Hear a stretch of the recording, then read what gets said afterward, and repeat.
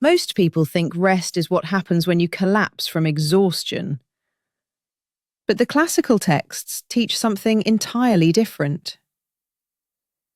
By the end of this video, you'll understand why the ancient sages considered rest not as the absence of doing, but as one of the most skillful practices we can cultivate.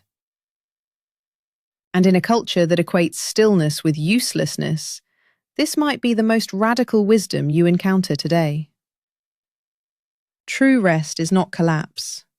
It's not sleep. It's not mindlessly scrolling your phone on the couch. Rest is active restoration, a conscious skill that addresses 3 dimensions: body, mind, and senses. Think about it this way. Your body needs stillness and reduced demand to repair tissues. Your mind needs release from the constant planning and processing that keeps it churning. And your senses, overwhelmed by unprecedented stimulation, need reprieve from the endless input of screens, sounds, and information streams. But here's where it gets interesting. Most people literally cannot rest, and it's not because they're lazy. 3 forces work against us. First, productivity culture treats rest as waste. We inherit the belief that our worth equals our output.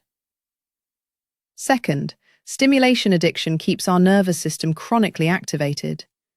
When the input stops, we feel agitated and call it boredom. Third, our doshas create specific obstacles. Vata anxiety makes stillness unbearable. Pitta guilt says we should be doing something useful. Kapha inertia masquerades as rest, but leaves us foggier than before. This is why Ayurveda approaches rest by constitution. Vata types need the most rest, but take the least. Their restless nature keeps them moving until they crash. They need routine, warmth, and literally permission to believe rest is allowed.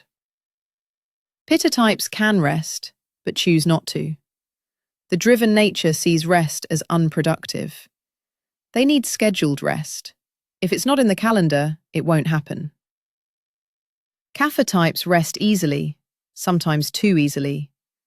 They need active rest with time limits, or rest becomes avoidance disguised as restoration. Here's the essence of conscious rest. Start with 5 minutes of genuine shavasana, lying flat, body supported by the earth, consciousness present but without effort. This isn't napping, it's learning to be awake and still. Weave micro rests through your day. 2 minutes of closed eyes between tasks. Transition time instead of rushing.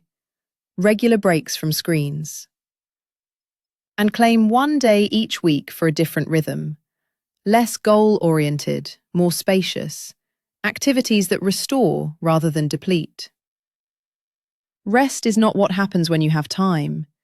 It's what you make time for, or it doesn't happen at all. Your nervous system, stretched to its limit, is asking for this practice. What would it feel like to treat rest as sacred rather than earned? Start there and discover what the sages knew, that conscious rest is how we return home to ourselves.